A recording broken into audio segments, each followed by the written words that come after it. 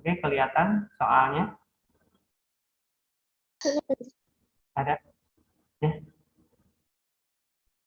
kelihatan? Ada, Pak. Oke, jadi untuk mengefektifkan waktu biar tidak terlalu lama, Bapak bahas untuk menjawab PTL collection. Mudah-mudahan nanti juga tidak itulah ya, tidak terlalu kaku untuk mempelajari ini. Karena nanti ini akan dibahas juga nanti pas tatap muka ya. Langsung saja ke soalnya PTL Collection ini berupa informasi umum ya perusahaan. PTL Collection adalah perusahaan bergerak dalam bidang perdagangan, khusus penjualan baju muslim. Perusahaan melakukan penjualan secara tunai dan kredit dengan termin pembayaran. Nah, termin pembayaran ini sudah menunjukkan bahwa penjualan atau pembeliannya dilakukan secara kredit ya.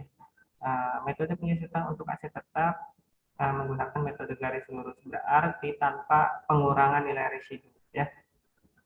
Depresiasi untuk kendaraan umur ekonomis 5 tahun. Nah, ini harus diingat karena nanti untuk menjadi perhitungan dan peralatan 4 tahun.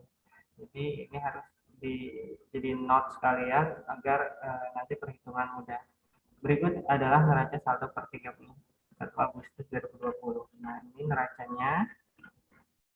Kemudian di adjustment pimpinan menyuruh akuntan untuk membuat jurnal penyesuaian dan jurnal penutup. Namun kita fokus di penyesuaian saja, adjustment saja. Jadi penutup nanti lagi karena beda part ya untuk mengerjakannya. Jadi kita akan melakukan jurnal penyesuaian.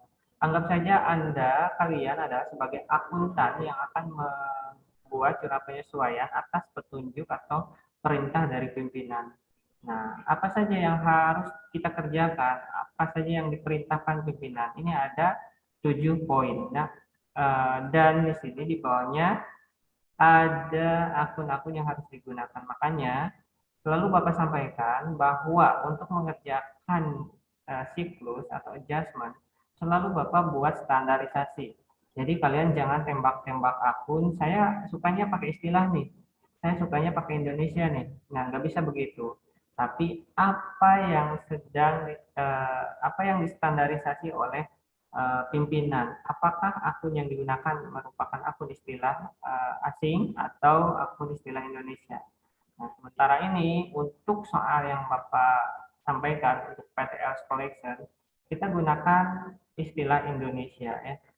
Lanjut langsung ke soal, biar tidak terlalu lama ya, efektif waktunya.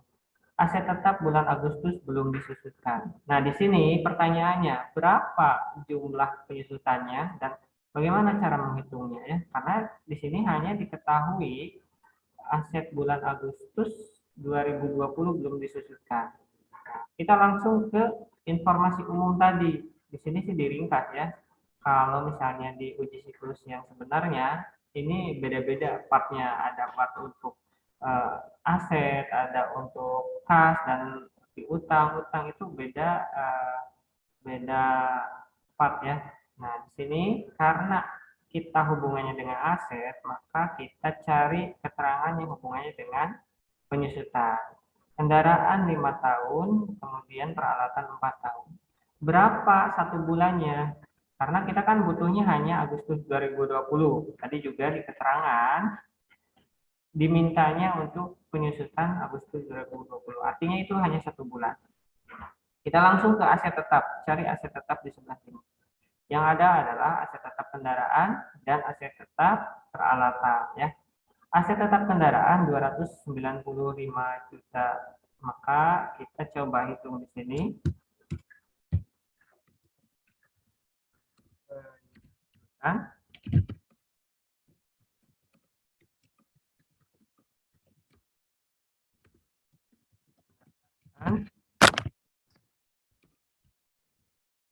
Itu harga perolehannya 295 juta. Katanya berdasarkan kebijakan bahwa kendaraan itu umur ekonomisnya 5 tahun, maka kita langsung bagi saja 5. Maka per tahunnya didapatkan 59 juta ya. Ini 59 juta. ini adalah penyusutan per tahun. Sementara yang kita butuhkan adalah penyusutan per bulan. Kita harus bagi lagi dengan angka 12 untuk mendapatkan penyusutan 4.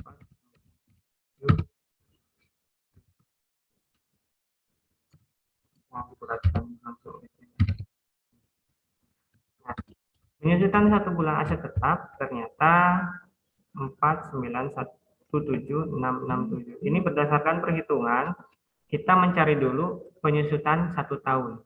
Ini 59 juta ini per tahun. Untuk mencari per bulannya, kita langsung aja bagi 12. Begitu juga dengan peralatan, ya. Kita cek peralatan 56.450.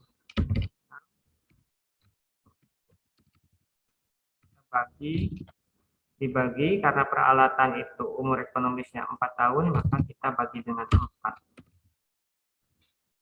Sudah 40 ya. 450. Maka 14 102 500. Nah, ini untuk per tahunnya. Untuk penyusutan per bulan, ini bagi saja angka 12 1176042.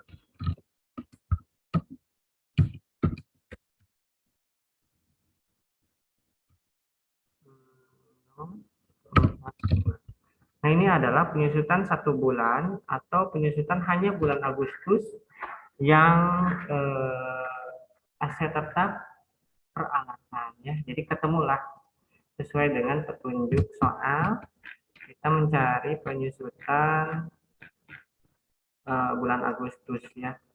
Nah, untuk jurnal penyesuaiannya, pokoknya untuk penyusutan kita biasa dan biasanya di debitnya beban, di kreditnya akumulasi. Jangan langsung aset tetapnya, karena masih banyak tuh yang di debitnya aset tetap, misalnya peralatan, kreditnya apa, atau kebalik, di debitnya beban penyusutan, kreditnya langsung aset tetapnya, itu tidak boleh. Tapi di debitnya beban, di kreditnya akumulasi.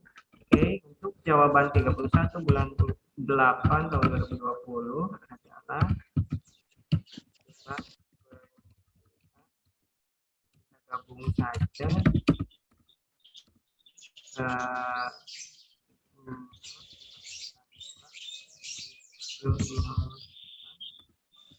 nah, akun ini jangan langsung tembak, ya, tembak akun ya semau sendiri gitu, tapi sesuai standar atau sesuai petunjuk, ya.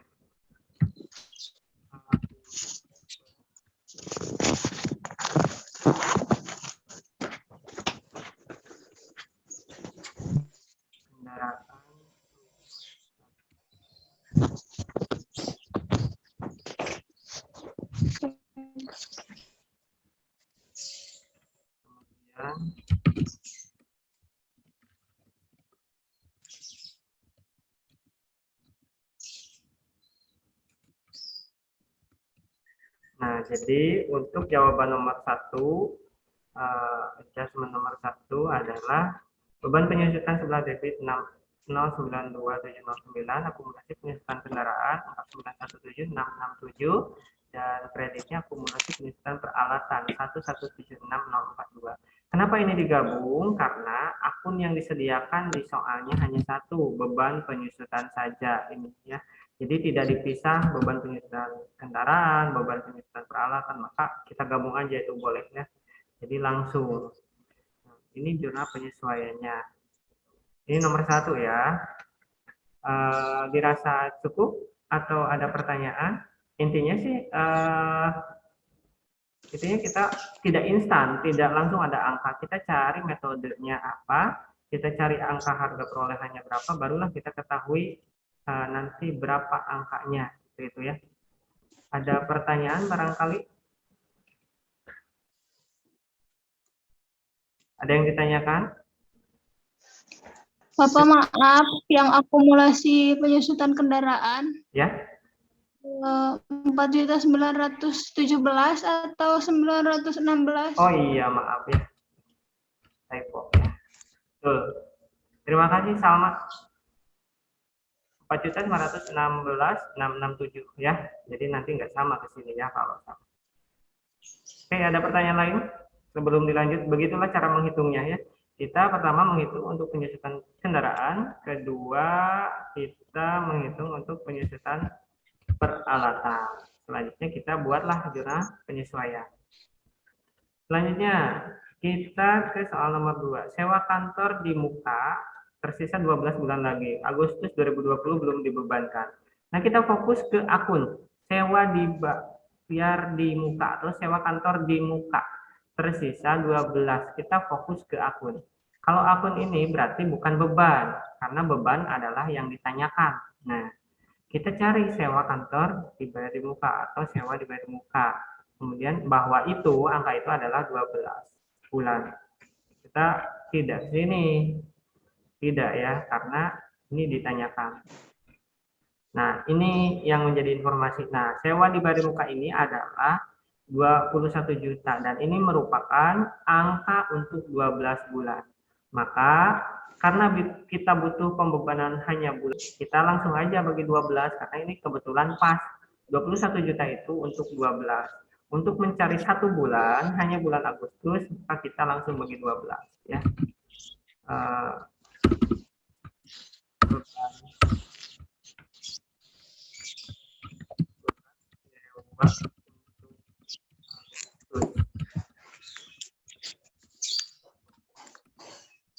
Rp21 juta langsung aja bagi 12 karena katanya si angka sewa itu adalah angka untuk 12 bulan. Ini adalah oke. Nah, langsung udah ada hasilnya ya untuk yang kedua. Maka karena kita butuhnya beban belum dibebankan, berarti kalau untuk membebankan bebannya bertambah. Karena ini kan belum. Kita harus membebankan. Karena harus berarti harus menambah. Yang namanya beban bertambah maka di sebelah debit ya. Berarti beban sewa. Karena belum dibebankan, harus dibebankan berarti kan harus bertambah. Beban sewanya di sebelah debit. Tanggalnya sama 31 bulan 8 tukar 1.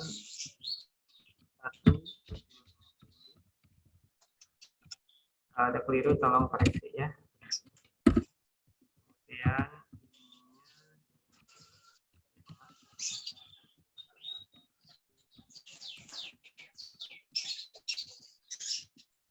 oke.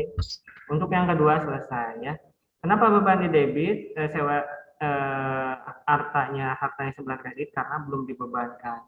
Artinya harus menambah beban untuk bulan ini. Sementara angkanya yang tersedia adalah angka 21 juta ya. 21 juta itu untuk 12 bulan. Maka kita cari yang sebulannya, udah aja bagi 12, ini hasilnya. Ada pertanyaan untuk nomor 2? Oke, cukup ya. Untuk yang ketiga, laporan stok optim menunjukkan perlengkapan kantor. Nah, setelah dicek ya, stok optim itu pengecekan barang, perlengkapan itu harusnya 954. Setelah dicek barangnya, ternyata perlengkapan kantor 954. Nah, ini adalah yang real, yang fakta. Inilah yang digunakan. Kita cek ke sini, perlengkapan. Ternyata di data mah 2.404.000. Sementara setelah dicek, tadi 954. Maka perlengkapan ini, yang 2.400.000 ini adalah data yang belum menunjukkan yang sebenarnya. Maka kita harus mengubahnya menjadi yang sebenarnya atau yang 954. Kita selisihkan. Kita cari pemakaiannya.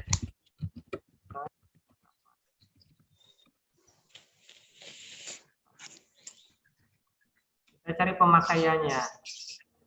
2 juta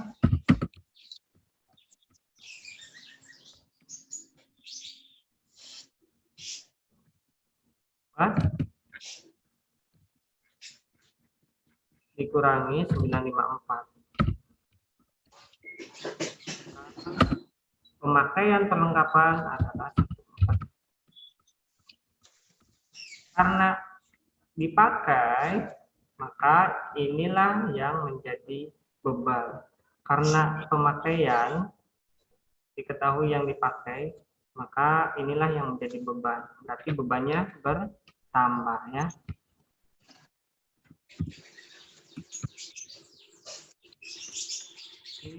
Beban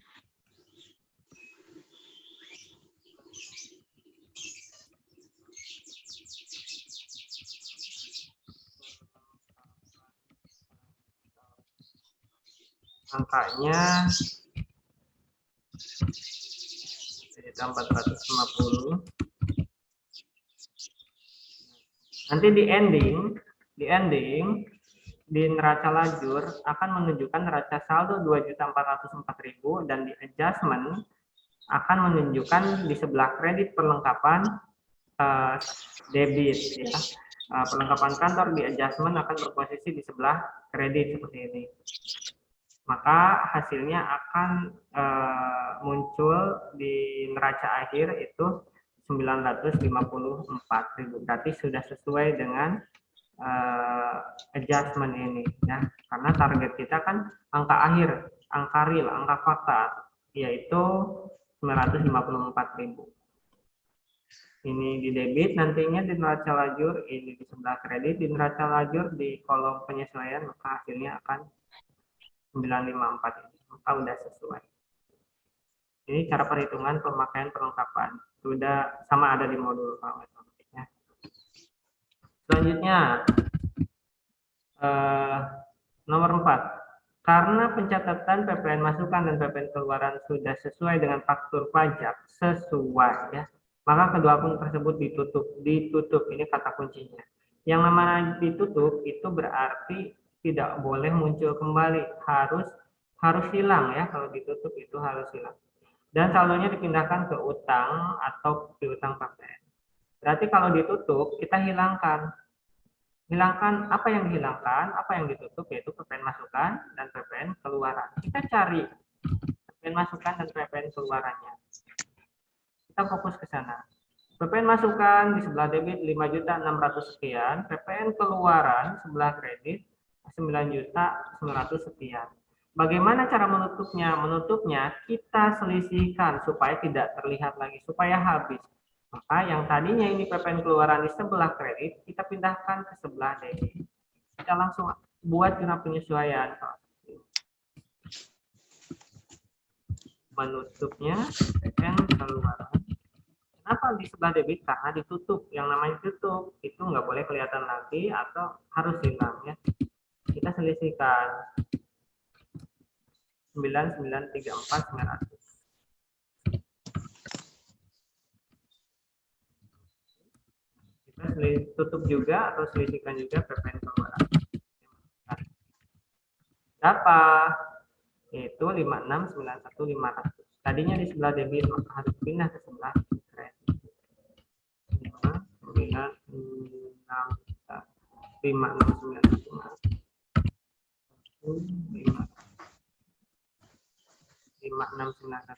Nah, ini kan tidak sama ya, tidak balance bahasa kalian. Maka kita harus cari penyeimbangnya. Makanya penyeimbangnya ini pindahkan ke utang atau piutang PPN. Sementara di sini kita kurangnya di sebelah kredit. Maka yang paling logis untuk menemani yang sebelah kredit ini adalah utang. Kenapa utang? Karena saldo normal di sebelah kredit. Tapi kalau misalnya kurangnya di sebelah debit, yang logis adalah piutang. Kenapa piutang? Karena piutang termasuk kelompok harta yang notabene dicatat di sebelah debit. Nah, di sini masukkanlah utang PPN. Kenapa di kredit? Karena utang itu saldo normal sebelah kredit. Biar seimbang, maka pas nantinya. Selisihnya adalah 4243.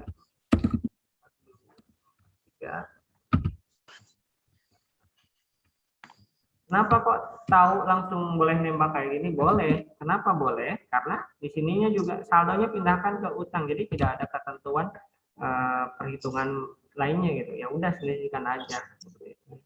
Jadi intinya untuk menutup akun PPN, kata kuncinya menutup akun PPN adalah PPN masukan dan PPN keluaran kita selisihkan atau pindahkan. Yang tadinya kredit pindah ke sebelah debit, yang tadinya debit kita pindahkan ke sebelah kredit. Selisihnya sesuai petunjuk ke utang atau piutang. Paling logis karena kurangnya di sebelah kredit maka kita masuknya ke sebelah utang PPN.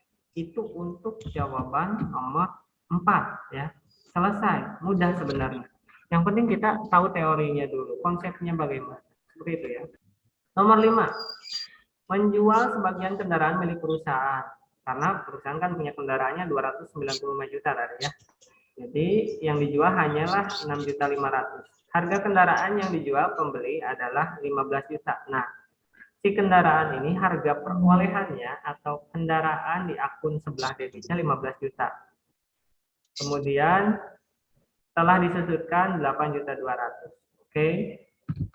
Kita sini kita bikin code return dulu.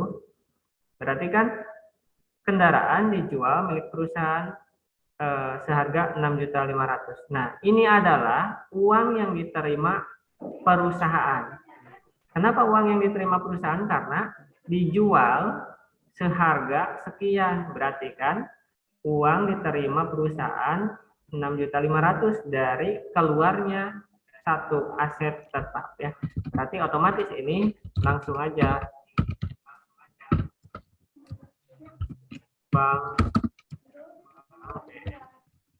Bank BNI kita cek 305 juta, dan sebenarnya di sini ada informasi umum lagi bahwa penerimaan sekian itu ke kas kecil dan sekian itu ke rekening bank, dan paling logis yang paling besar itu masuknya ke rekening bank ya, dan kebijakannya nanti dilengkapi kalau misalnya soalnya soal uji siklus, kalau ini hanya sampel ya. Jadi masuk ke rekening Bank BNI karena uangnya diperoleh dari penjualannya segini 6 juta. Kemudian nah, harga kendaraan yang dijual adalah ke pembeli adalah 15 juta. Berarti kendaraan ini berkurang karena kendaraan ini termasuk kelompok aset. Ketika berkurang maka ke sebelah kredit, maka kendaraan ke sebelah kredit.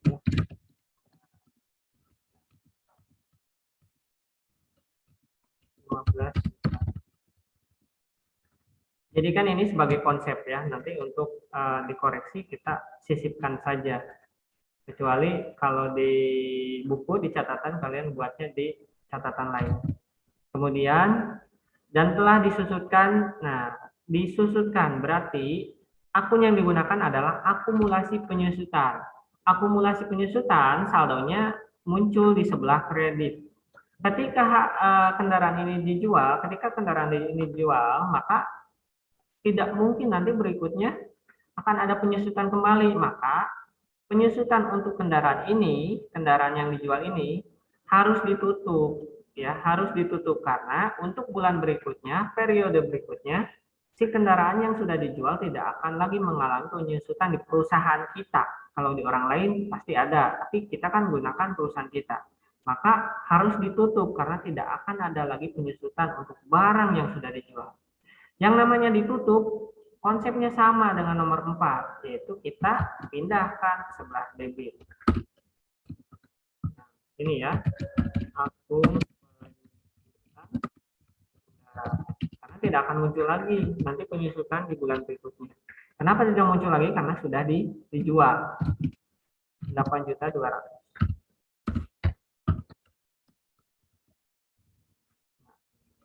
Ada lagi informasi lain? Tidak ada ya.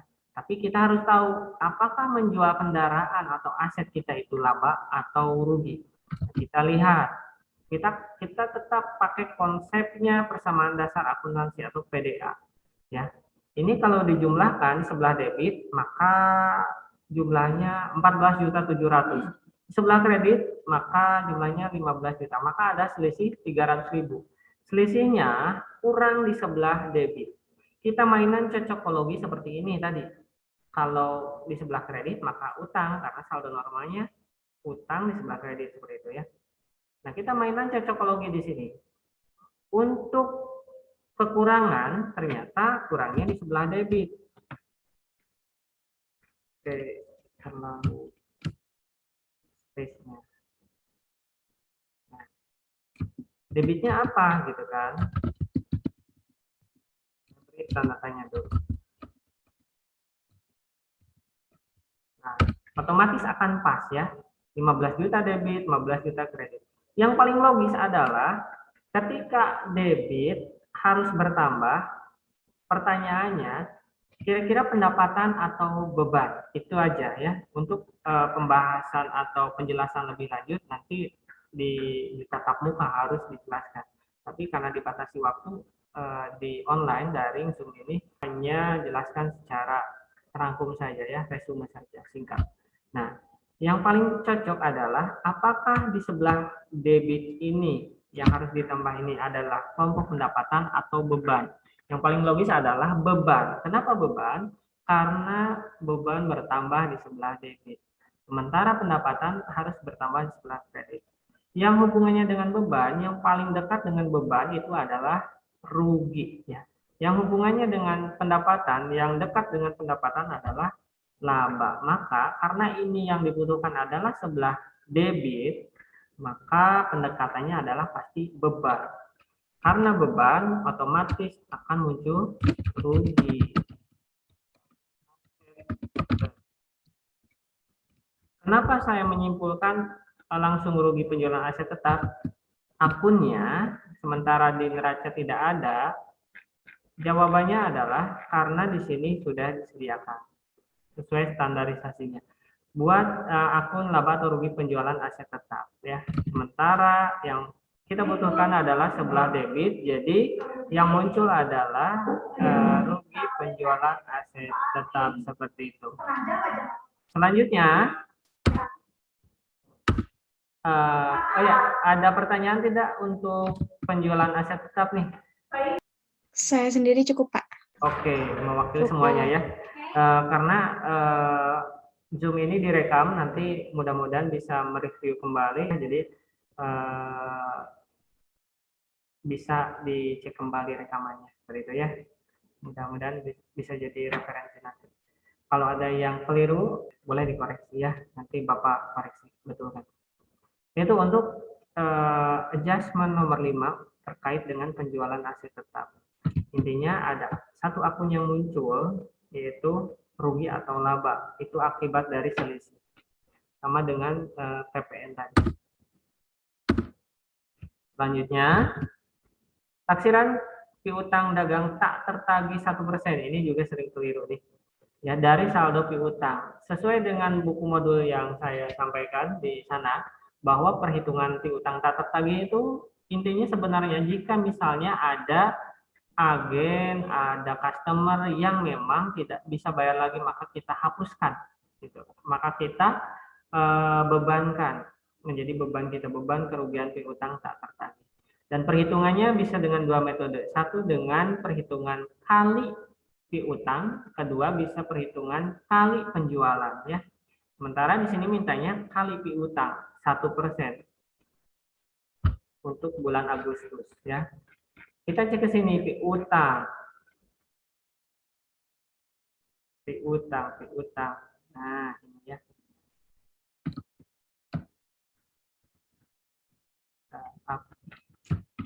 Taksiran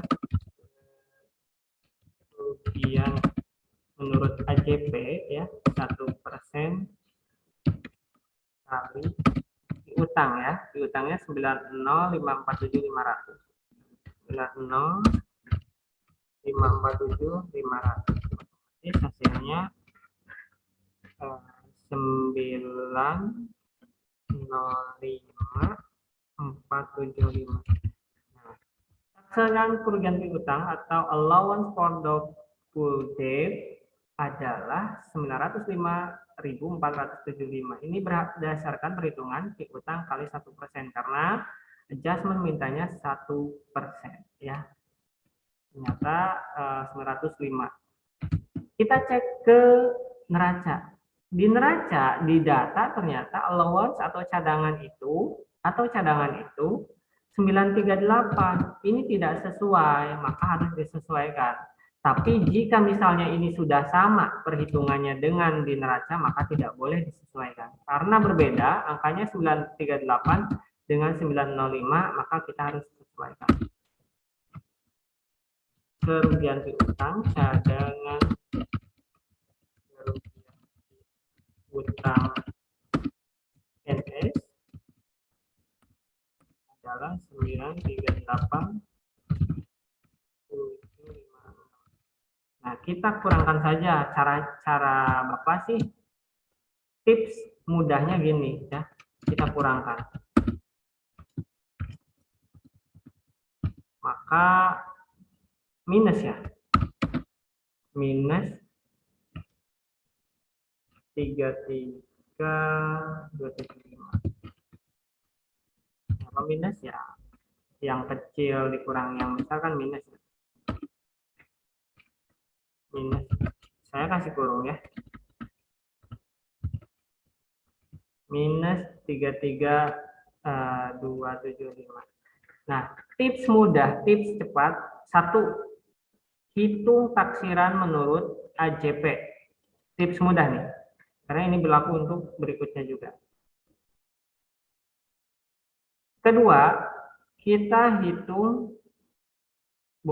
kita catat berdasarkan neraca saldo. Kemudian kita selisihkan perhitungan di AJP dengan perhitungan menurut neraca. Ini AJP.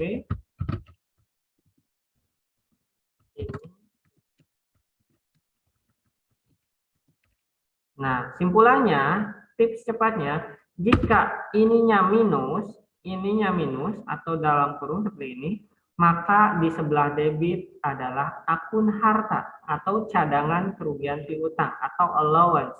Jika ininya positif atau tidak minus, maka di debitnya beban kerugian piutang. Kalau pasangannya itu terus seperti itu ya, seperti sewa. Beban sewa pasti pasangannya sewa dibayar muka. Beban asuransi pasti pasangannya asuransi dibayar muka. Perlengkapan pasti pasangannya beban perlengkapan. Ini juga sama. Cadangan kerugian piutang pasti pasangannya beban kerugian piutang. Cuma masalahnya posisinya di sebelah debit atau sebelah kredit. Nah, tips cepat saya adalah jika di sininya minus atau dalam kurung atau kurang, maka debitnya adalah cadangan kerugian piutang. Dan sebaliknya, jika plus hasilnya, maka debitnya beban kerugian piutang. Itu tips cepat.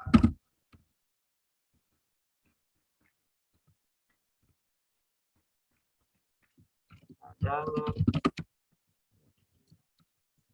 Nah.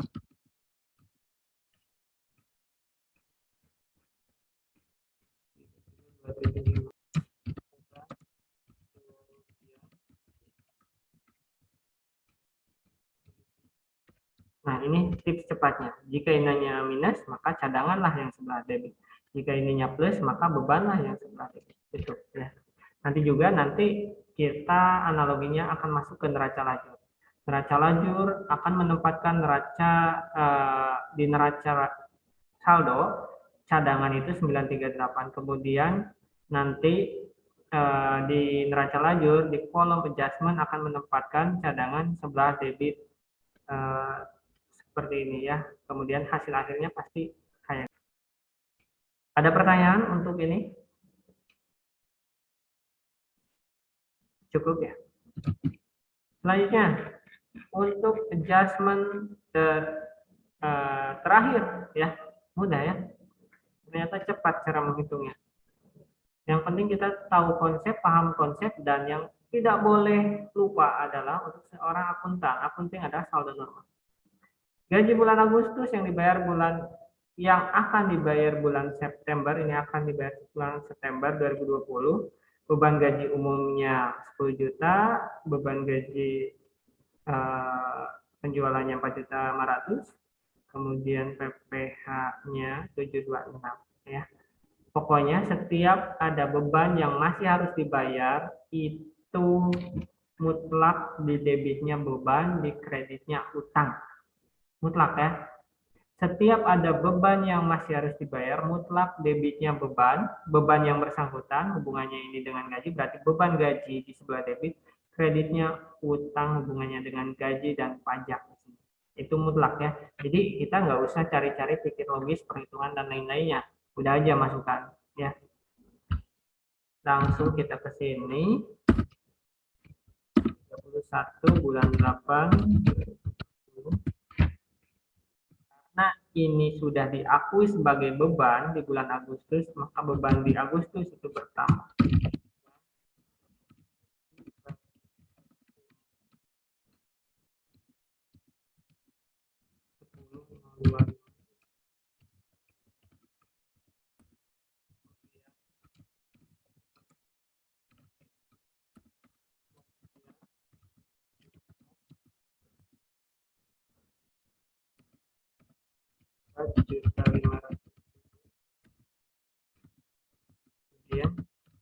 Pertanyaannya, ini bagaimana cara menjurnalnya? Pasti ke sana ya.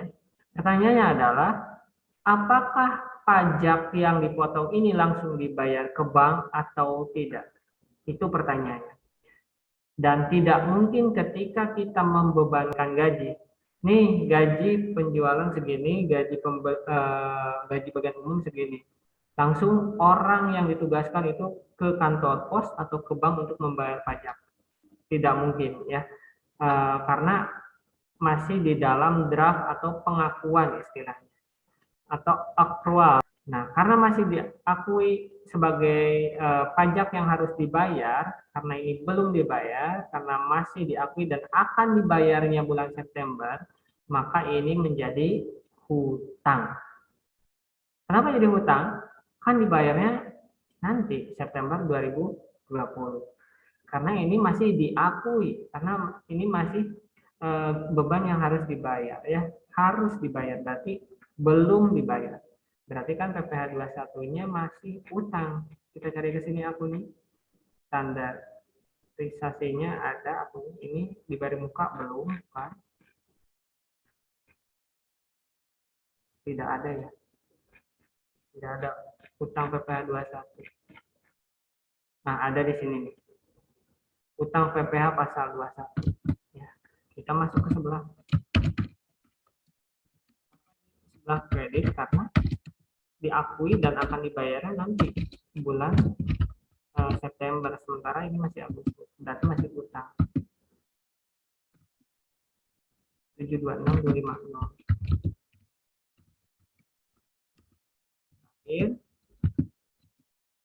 Ini udah jelas ya. Gajinya udah dibayar atau belum? Pasti belum. Kenapa belum? Karena akan dibayar pada bulan September. Maka muncullah utang karena belum dibayar.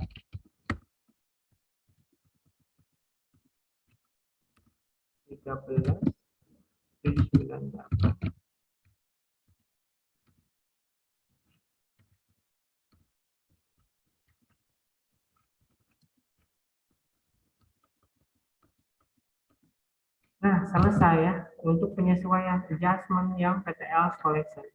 Insya Allah penjelasannya sesuai dengan SAK ya, sesuai dengan logika adjustment. Dan yang terakhir adalah ini, kita munculkan utang-utang. Kenapa muncul utang-utang? Karena gaji-gaji yang di sini dan pajaknya akan dibayar pada bulan September. Selesai. Nanti ini akan diposting atau dimasukkan ke dalam neraca lajur ya, neraca lajur atau worksheet. Inilah ketujuh jawaban dari adjustment PTL collection. Pertama adalah untuk penyusutan atau depreciation, kita hitung berdasarkan kebijakan, ada kendaraan, ada peralatan, yang dibutuhkan adalah yang penyusutan 1 bulan, maka kita cari dulu usia ekonomis. Setelah dicari usia ekonomis, kita barulah, maaf,